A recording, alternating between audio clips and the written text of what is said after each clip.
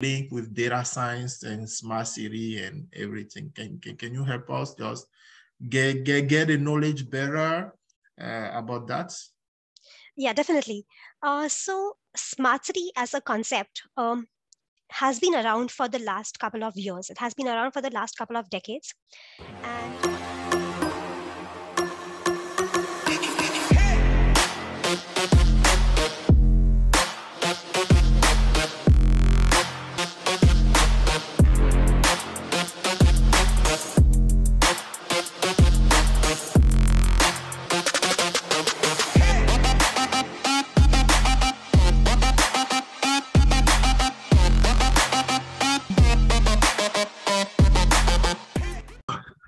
Happy New Year, everyone. Welcome on the channel, on the Anonymous School channel.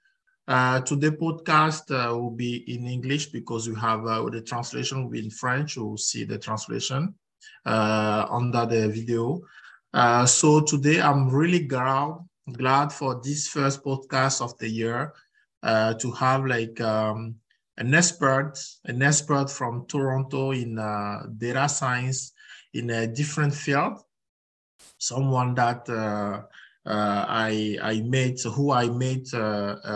through Jonathan Guzzo, who was one of our guests on this show too. So welcome, Divya. Happy New Year to you. thank you, Ekwe. Thank you for having me here, and Happy New Year's to you as well. Hope you had a fun and relaxing New Year's in Montreal. Yeah, thank you. We get out of Montreal. We went just to visit. We went to Mexico with my wife. Yeah, so it was a really relaxing New Year's, and I got some sun. I don't know if you can see that.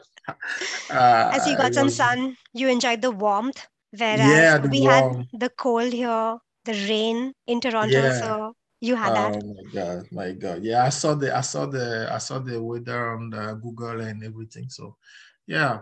So I'm very happy. I'm very glad to have you on the podcast today. And I know that you have a lot to share with us. First of all, I just want to get people, I know you a bit. I just want my followers or people watching this video to learn more about you. What is your background? Who is Divya in the real life? Where do you come from?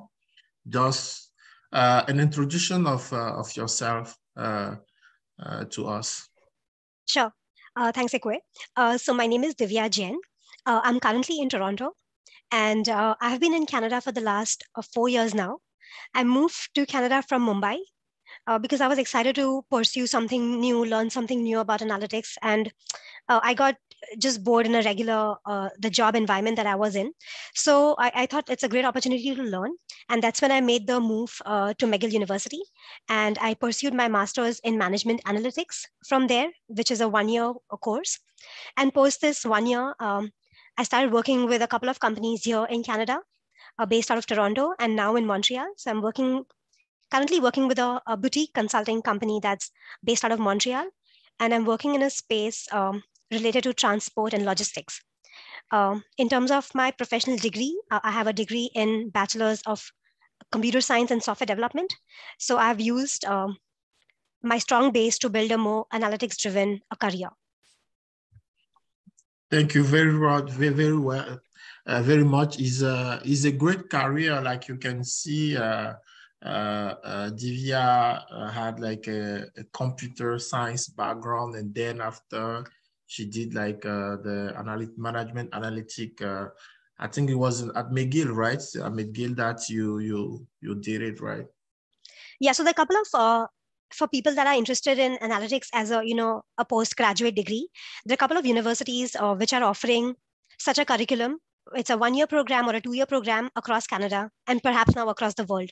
With the way that analytics is picking up and the way AI, artificial intelligence, advanced analytics is picking up, the industry and the universities and the academics are also understanding the importance of this field. Exactly. And I just have like, because I went to McGill too, right? So to just get the professional and theoretical courses about data science, data analytics, even if I'm not a data scientist, because data scientist is another level. I'm in the process, I'm learning, I'm going through, I'm meeting people just to, share my process with people. And McGill for me is a really great university just to go there and have like a connection with good teachers, good professional in the data field. So it was a great for me. It was really good for me to go there too. And this still, McGill is still a good place for me to learn about data science. So I'll go further just to ask you a question that I ask my guests every time is be, how can you define data science when we're talking about, because people talk about data science and I know that there are different ways to define it, but in your point of view, how can you define data science, Divya? Sure, Ekwe. So data science may seem like a relatively a newer concept which has come in the last decade or the last 2 decades, but I think companies have been, or the world has been focusing on making better decisions, right? And the way to make better decisions is perhaps have some evidence to support your hypothesis or your claims. And so I think having data actually backs up the hypothesis and the problems and the different use cases that we work on. And so the practice of implementing more data in your decision making process or implementing relevant data, to be more precise, in our decision making process is what essentially for me means data science. If I want to increase my profits, if I want to lower my losses, if I want to understand why talent is leaving an organization, what's the reason behind these problems that we face. And so I think to help answer these questions, we use different data science technologies and algorithms to help answer these questions. Oh wow, this is the first time I'm getting this answer from my guest, and I just feel like this is a great like and easy to go way to define the data science, right? So not talking about all the technical aspect of it, but just making decision based on the data, relevant data, using relevant data to make like great decision, because everyone, even if company, people like us, individual, they want to use data, they want to take decision, but based on what? I can make a decision based on, oh, I dream that I'll have this thing. So no, so when you have relevant data and you use this data to take decision, to make decision, then we can say, oh, I really like this definition of description of data science. That's great. And for you, Divya, coming from the computer science background, what made you go to the data science field? Why did you decide? Yeah, I hear you say that you were bored about the job environment, everything, but you can choose different paths, right? You can go to engineer or chemical engineer, or I don't know, but why did you decide to go to this field? Definitely. So basically, after pursuing my my bachelor's in computer science, I was able to use the concepts and my learnings and some of the practical experience that I gained in the financial industry from a financial perspective. So there, in terms of a financial perspective, it was more towards how can we improve the portfolio returns, why so that the portfolio is behaving in a certain way in a certain environment. And so you see, it was using data technologies and data algorithms towards a financial perspective, helping institutions improve their gains. And now, as I'm working more and more in the field of data science, I have had exposure in the telecommunications industry, also in the IT services industry, and now in the smart transport and the smart city industry. So I think data science, because it's data and because you're making decisions, all of these decisions are made across these different verticals and different domains. So initially I was with finance and I had a great time learning that, but I feel like I wanted to do something more, learn something new. And now as well, I feel like I'm in that space where I'm passionate about data. I'm passionate Yeah. about making decisions, even though I Yeah. may not be sure which vertical or domain I truly want to grow my career in. All I Mhm. understand is I can help, but as a consultant, as an expert, to make better decisions in that domain. So I think for me, it is learning about technologies, and every day there's a new technology that's coming in. And for the next 100 years, there will be new technology that will be coming in every year. So for me, the goal is to keep up as much as I can with these technologies to help make better and more efficient decisions. Because of course, the tools and technologies that we may have had to our disposal, like 10 years ago, it may not be as efficient and relevant. Forget 10 years ago. Even the technology that was there 2 years ago may not be Mhm. relevant to what we're trying to solve now and in the future. Exactly. Mhm. So for Yeah. me, the goal remains to learn about more efficient technologies because that's where we are headed. Yeah, I like that because you know that I also have like a finance background, and sometimes when I talk to people, it's like I'm working in the data field, data analytics. What is your background? I was like finance. Like I have degrees in finance, master degrees in finance, engineer finance. Okay, but I just feel like people working in the data field, they are this passion. You have there is this passion that we all share about the field that it's not based on the specific field. Like the idea is just how can I get like a good data, relevant data to help this company, this field improve, etc. And I know that going through smart city for me is just like I don't know anything about smart city. I don't know anything about it's new for me. So can you just explain when we talk about smart city? I just bring some stuff here. I Google some images, but what is like smart city and what is the link with data science and smart city and everything? Can you help us just get the knowledge better about that? Yeah, definitely. So smart city as a concept has been around for the last couple of years. It has been around for the last couple of decades. Mm-hmm. And smart city just entails that the people who are living in a city will Mm-hmm. have a sustainable, more efficient, um, more um, without any traffic, without any pollution, uh, having being able to reach their destination at the right time, using the least number of resources, and so that they're best connected. So when I say smart city, it entails a lot of things. It entails the public transit in the city, it entails the buildings and the infrastructure that is around, it entails the kind of academics, commercial, residential, businesses, these sort of infrastructure that's around. It also Mm-hmm. entails the telecommunication system. So the smart city is, it basically means that we may have a few sensors which could, so smart city actually entails that we have a couple of devices from which we could collect some sort of information.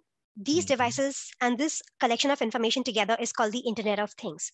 The Internet Mm-hmm. of Things means that we are able to use the broad network, whether it's the LAN or the wireless network in a city, to be able to capture some unique, relevant data points at these junctions.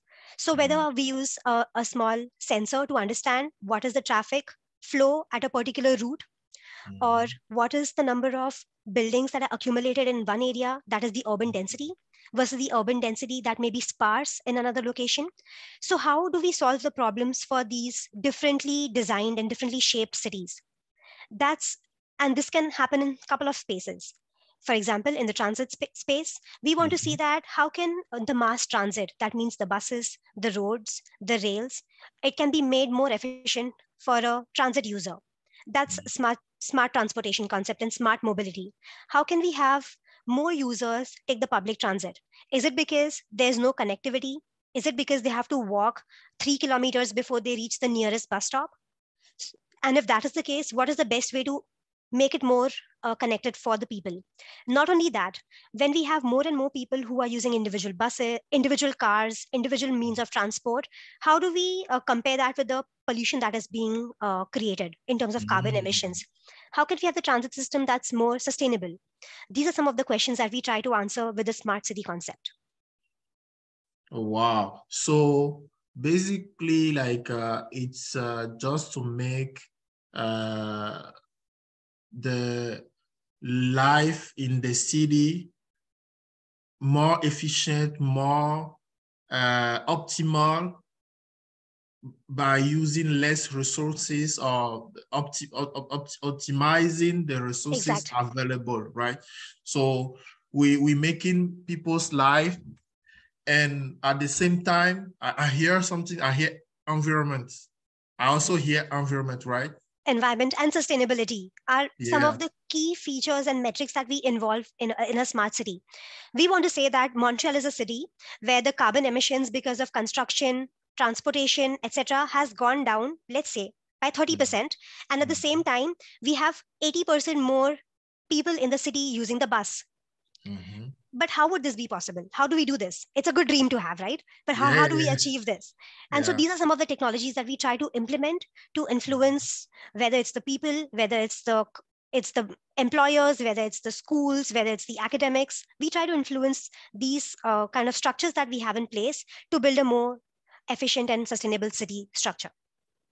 Oh, wow. Okay, okay, okay. And I just want to make like uh, a quick example, like just to see if this is when the first time I hear about smart city, I think about the heater. Like I don't know the heater in the houses to heat Yeah. when it's cold, because in Canada sometimes it's really cold during the winter, and you have those kind of old heaters that you can turn off when you live in the house. But now you have those smart heaters that you can use, and you program when people are in the house, and when it's colder, it will heat more, and when the temperature is more hot, they will reduce. Yeah, So that's you're along the right example. yeah, The smart heating or the smart homes, actually the smart homes exactly. is one of the most up and coming spaces in the next couple of years, where Yeah, you said the heater is one example, or it yeah, could be the curtains, the cleanliness. yeah, um, so can my vacuum cleaner clean the house just when it knows that there's no one present, and it can yeah, detect that there is dust? It's a very small example. A smart city yeah. is a much bigger example, but that's Exactly. just how it tends to operate. It's trying to sense the availability and the environment conditions, and Mhm. such that it causes the least amount of restriction to us as people who are living in that space. Mm. What about now when we talk specific for because smart city is a big subject, right? When we talking about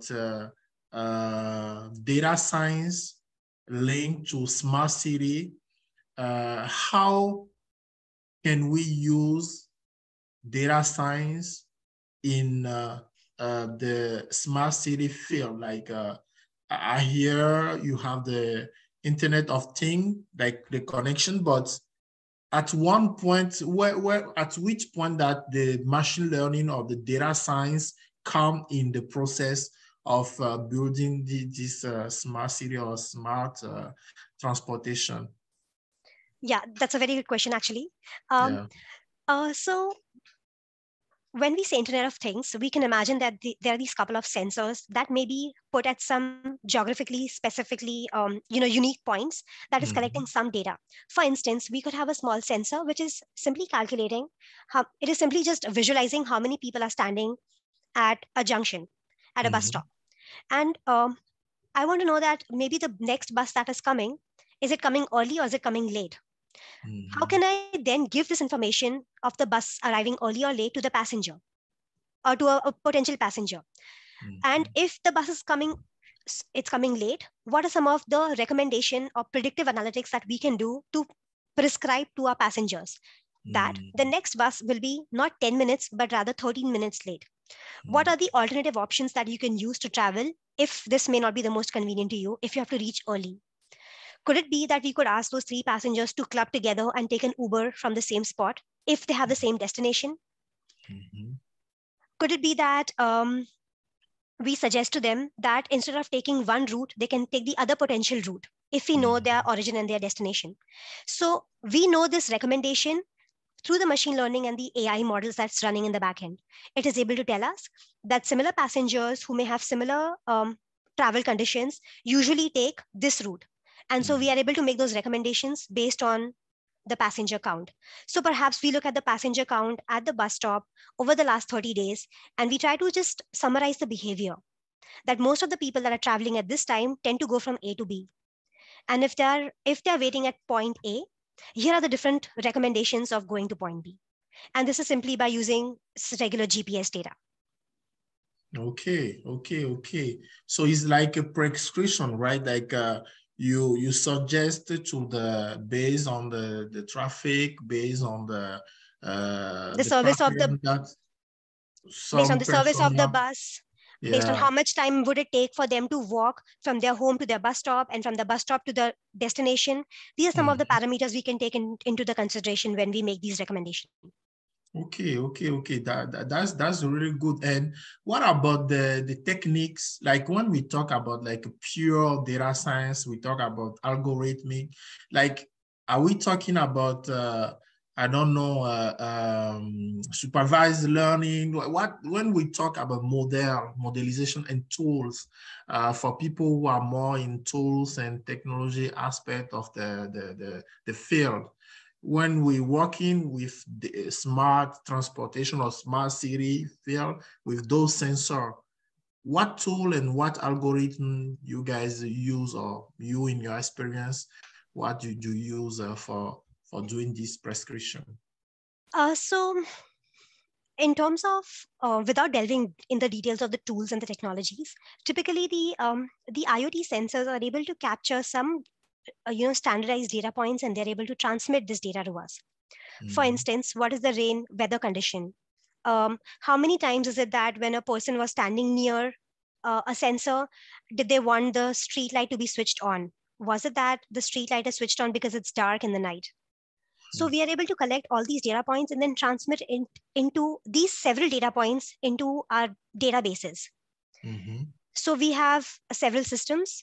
We have several systems which are able to transmit this information from the sensor directly into our database. And from the database, we can use the data. We'll have to pre-process the data. We have to clean the data. We have to figure out what is the best data for our use cases, probably perform some joins and find the best data set. For this, we could use SQL or any other database language that we prefer.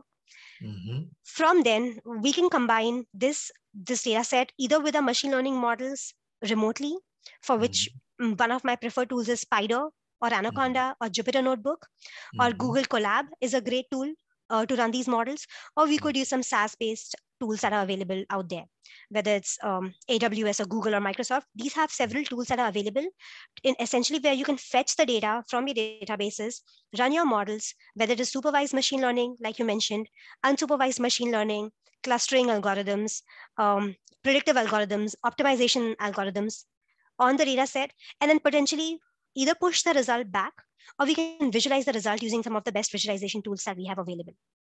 So we can predict that from all the passengers that are traveling, we expect that these number of passengers may be affected by a service disruption, and these may not be affected by service disruption.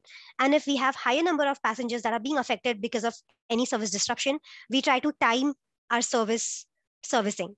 So let's say we know that in the morning, in the peak time, at 11 a.m., 9 a.m., we have maximum passengers traveling. So we will not allocate a servicing at that point, but we know that at off-peak times, perhaps at 2 o'clock or 1 o'clock or at 3:30, we have lesser number of passengers traveling. So we could potentially have a servicing for the trains or the buses or the transit at that point in time. And so these visualization tools can be used either by organizations, it can be used by government organizations, it can be used by transit organizations, it can be used by academics to study, or it can be used by individual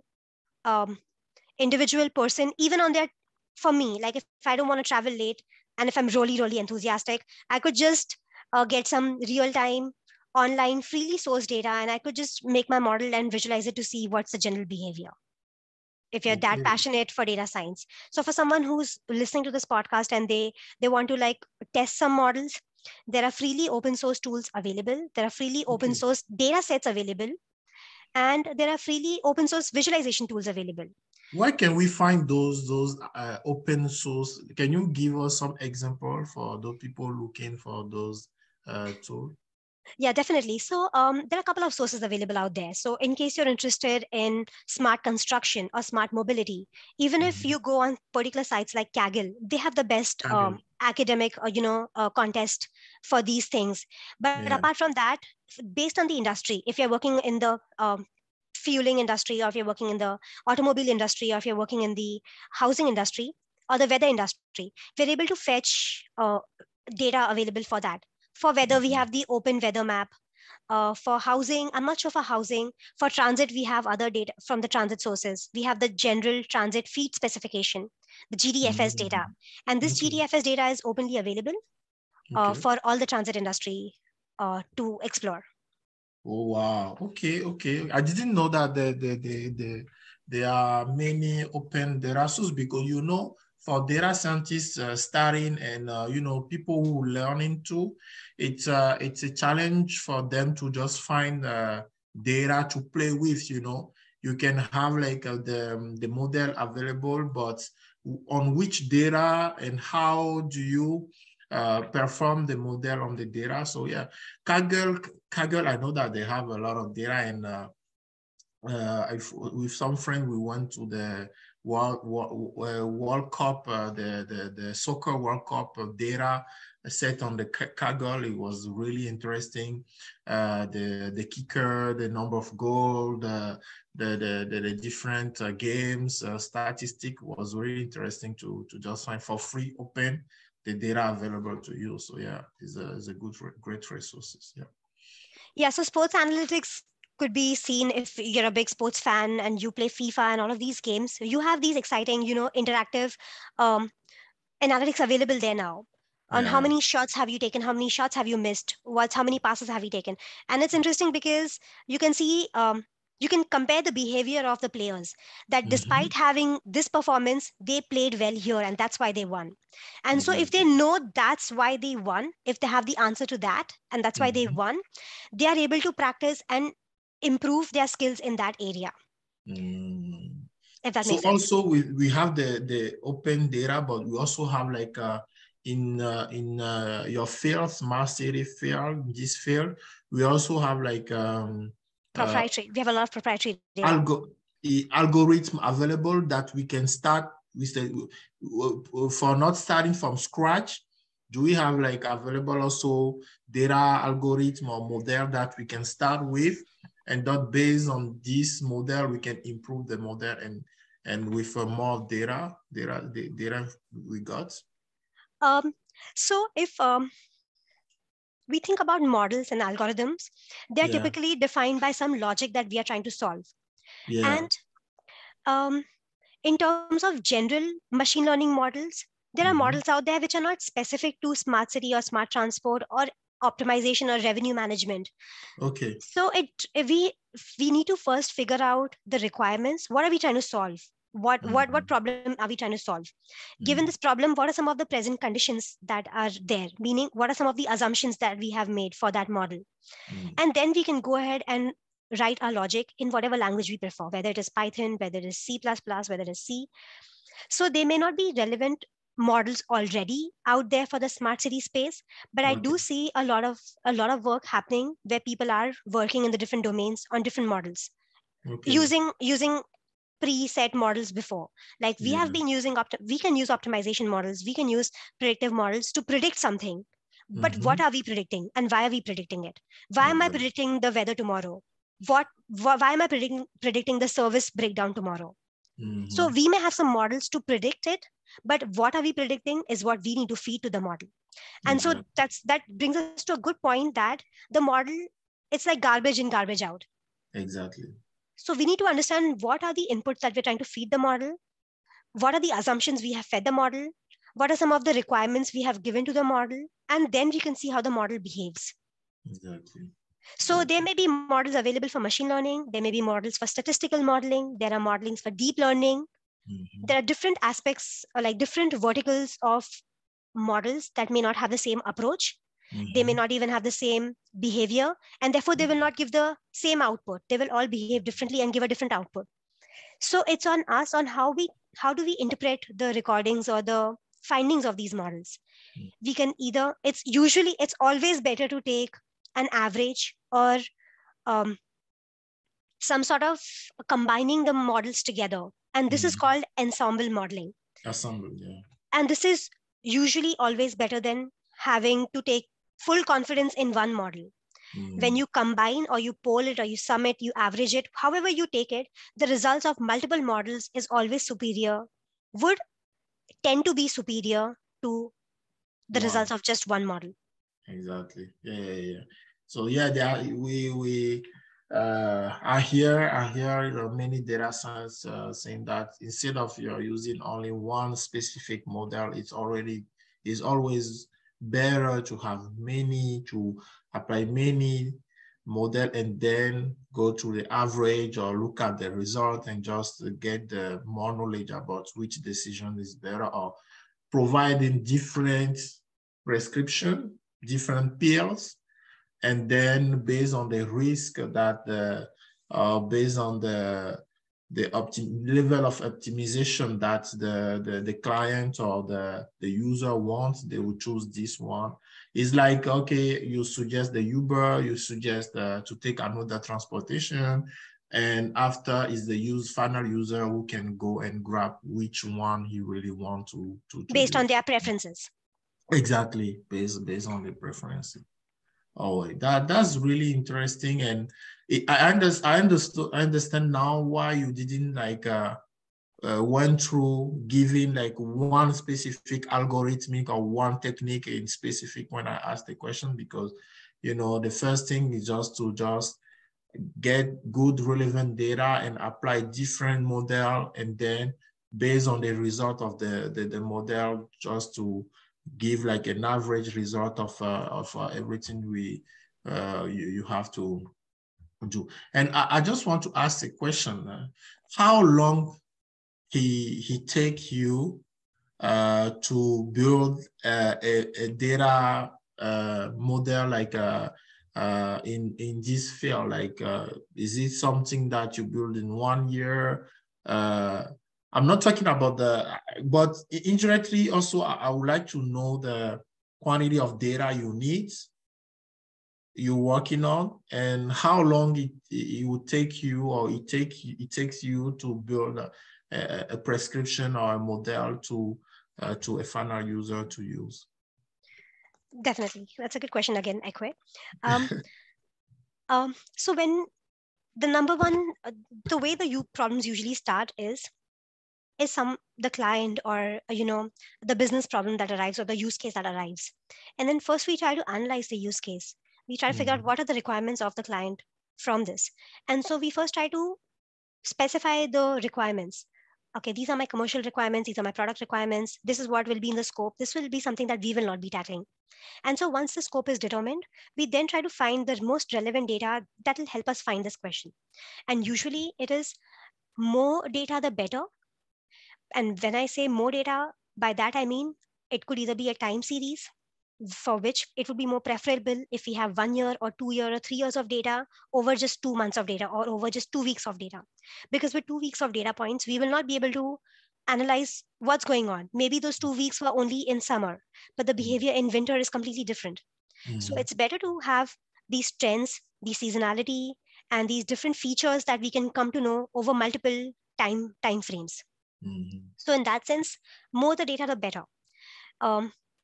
Or let's talk about the 4 V's, right? It's volume, variety, veracity, and velocity. Okay. In terms of smart city, the velocity is high. When I say velocity, I mean that data is usually coming in real time. I have data that's coming every 5 seconds.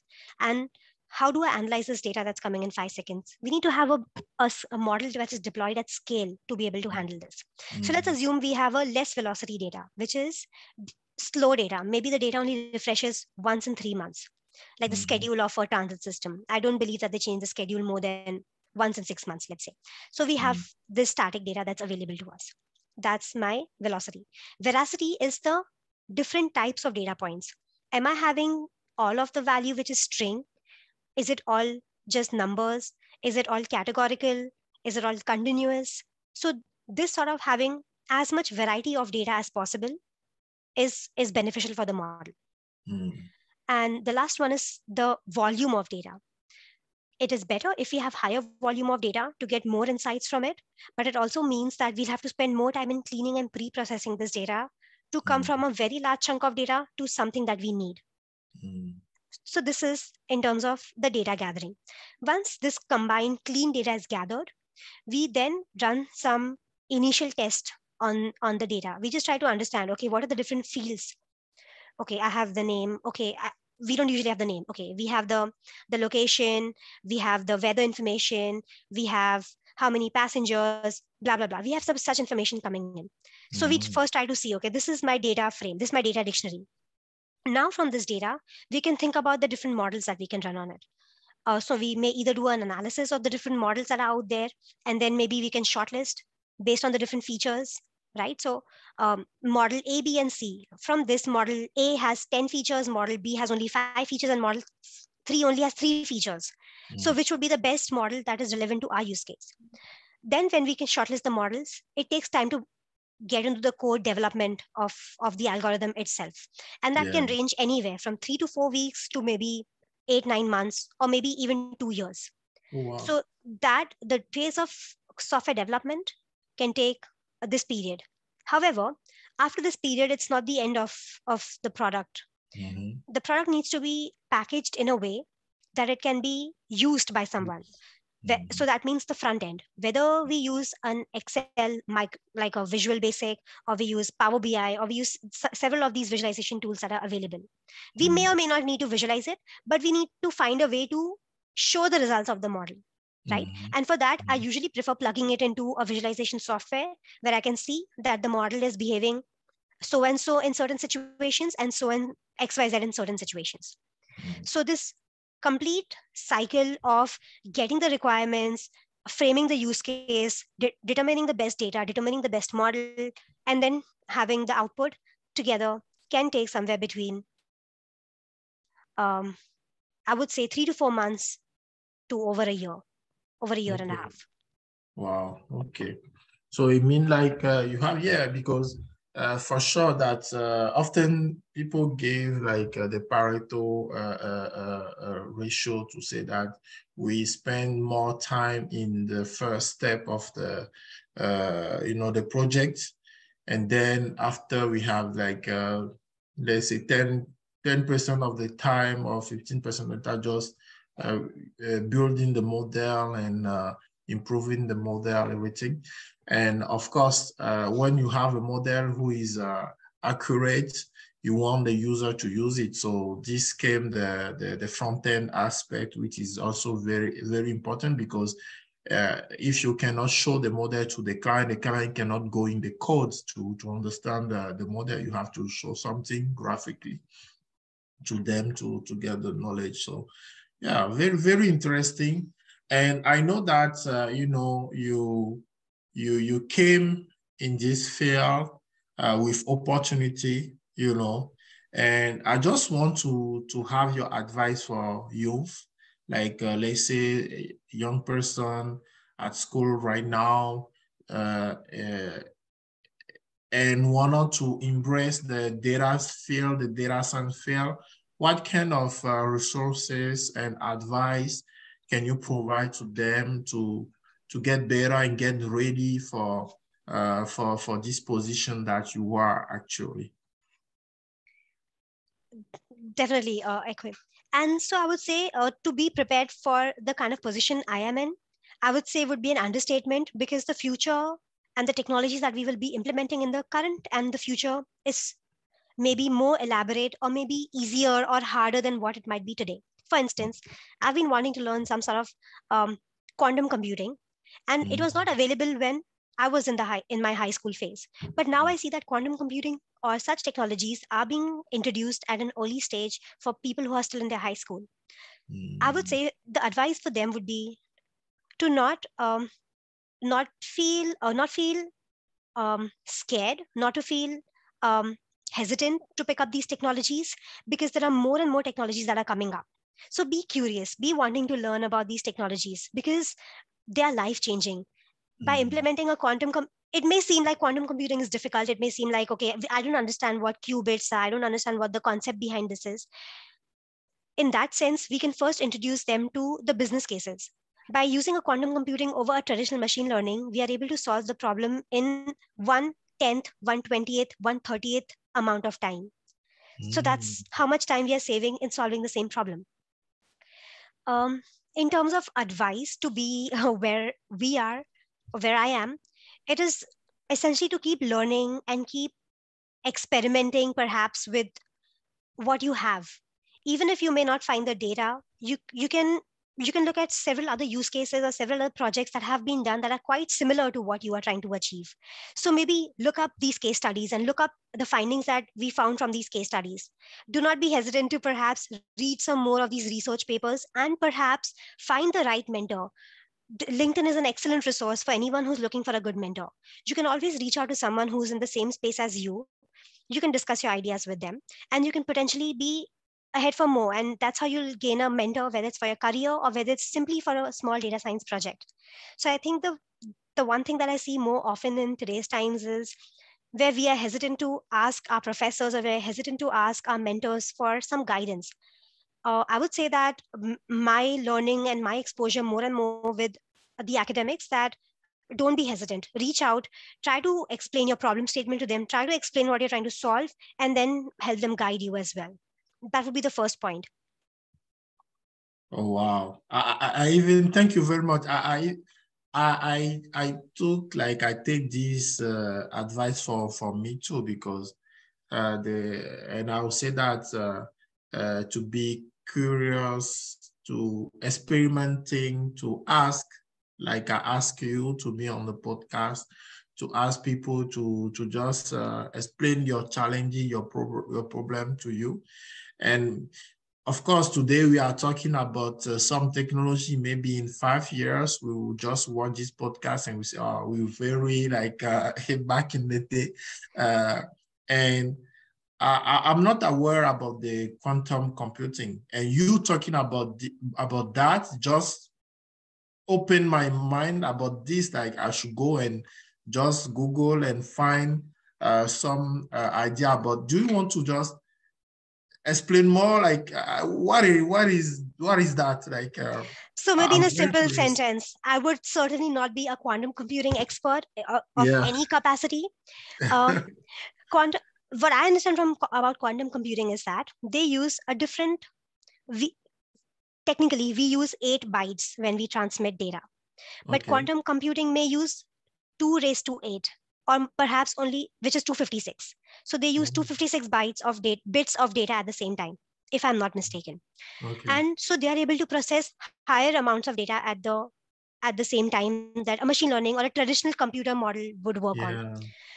And so maybe we can have a separate discussion on quantum computing Yeah, itself. yeah, yeah. No, of course, because even if I'm not like it's my like maybe I read it somewhere, but you talking about this aspect like more efficient than machine learning, traditional machine learning. I'm really curious about that, and for sure I'll look for people. And I also like the mentorship idea that you brought out, right? Because for a long time I was looking for mentor, and often people you're looking for, they are not available, they are busy, they are, you know, a certain level of their career that they are really busy of their occupation. Do you have like some people that like are your mentor, or some people you following, maybe you're not in connection, but just looking at their path, looking at what they are doing, you feel like, okay, I can relate to those people, to these people in particular? Do you have some name you can share with Def- us? yeah, definitely. So I may not have names, if that's Okay. okay, but I do have people that we can look out to. For instance, when I'm looking at this role that I am in, I try to follow more and more product managers that are in the AI space. So I've recently started looking at more of these profiles. So we have the product manager at Meta, which was earlier Facebook. Her name is Mm-hmm. Marilyn. Because you asked for a name, her name is Marilyn Nick, something like that. And Okay. she's really excellent because Now I have someone I can look at, someone's career who started their career in this space, where they started working in the product management or the AI driven space. And so they know very well how to deal with clients. They know very well how to chart a product roadmap. They know very well how to come up with a revenue model for the product. So having these people, now this is very specific to my career. But apart from this, I also have some mentors and people who guide me in my general career path. Oh, wow. And you should not hesitate to reach out to these folks. And I got the connection just from a friend of friend.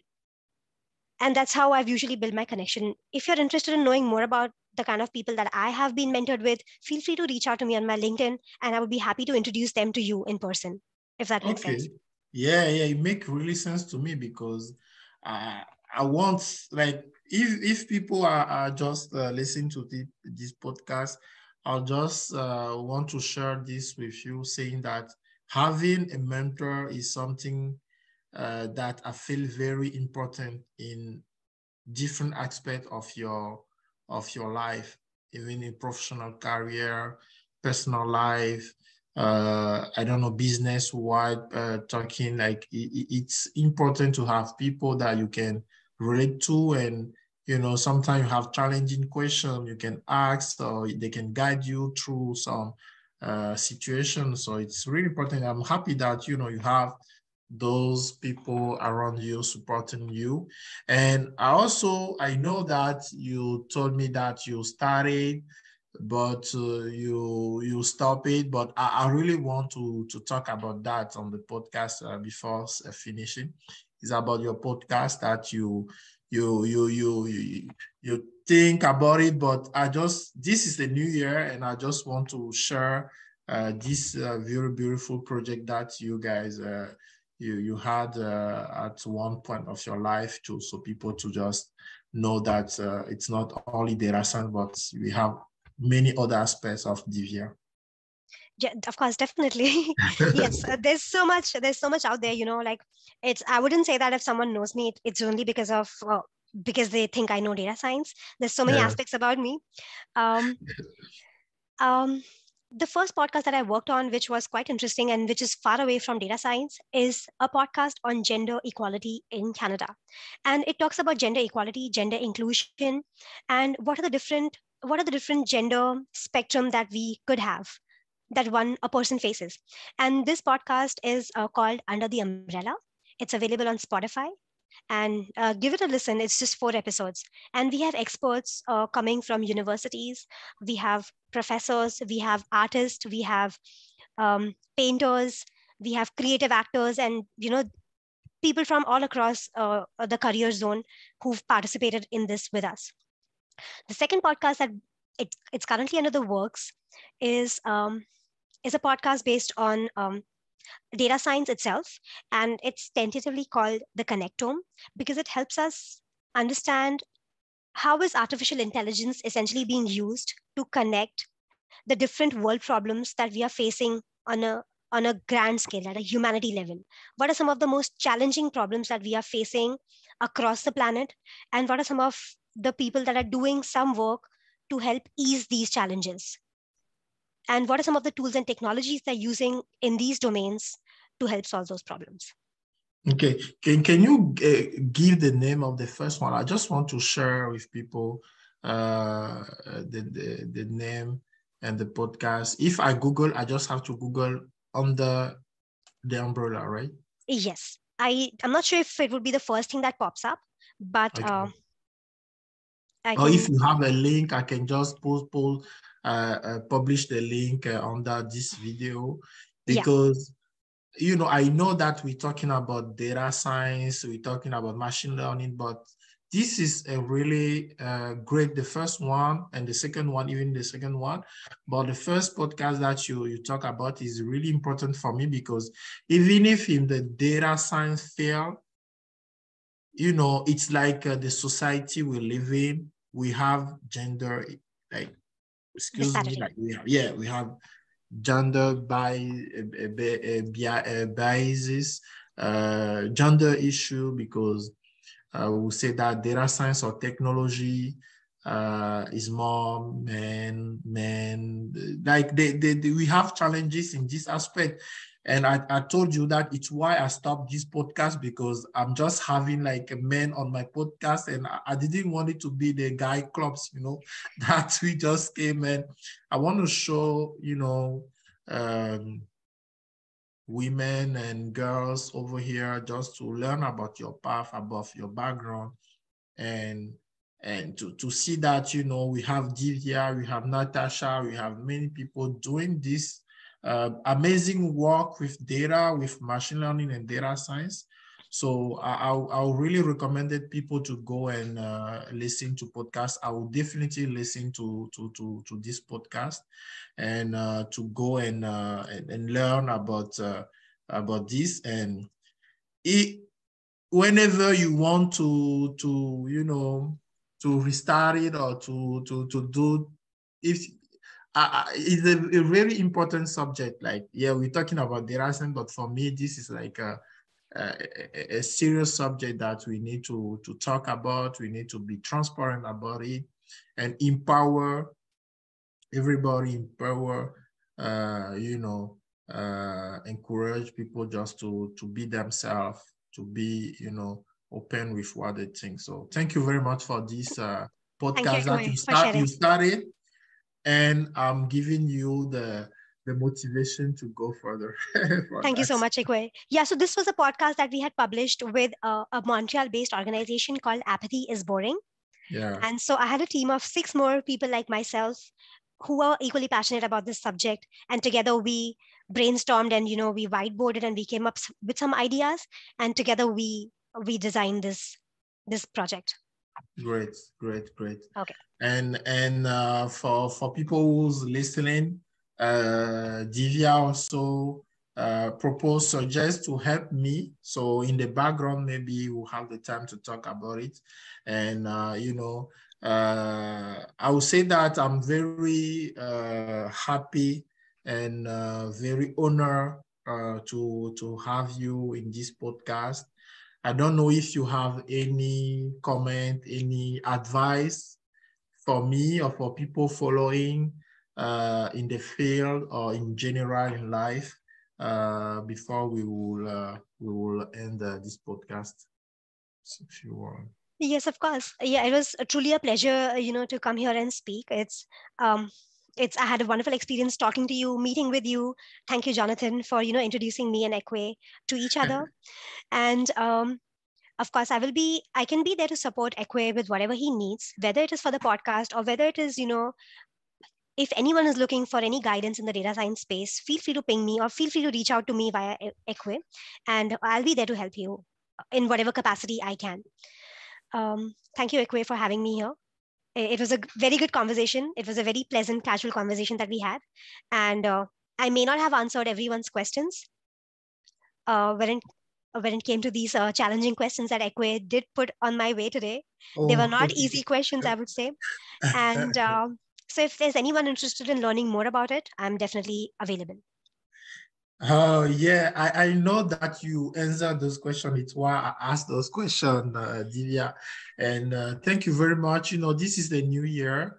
This is Divya contact for those people who want to connect with her. And I'll follow her path and going forward, how she will grow and be a great person in this field.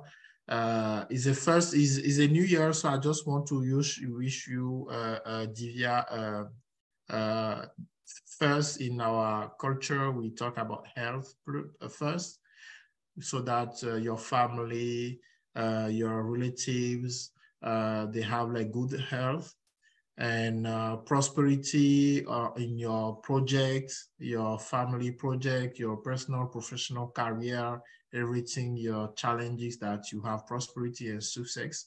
It's why I want to wish you, and thank you again to be my first guest for this new year. 4th day of the year. We started very, very high. So high expectations. Yeah, so the rest of the year has to be equally good. Exactly. So I thank you very much, and I wish you a great day. Yeah. Thank you, Ekwe. Thank you for having me, and hope you have a wonderful year and a pleasant and a prosperous, successful, adventurous, curious year ahead. Thank you very much. Bye-bye. Thank you, Ikwe. Bye-bye.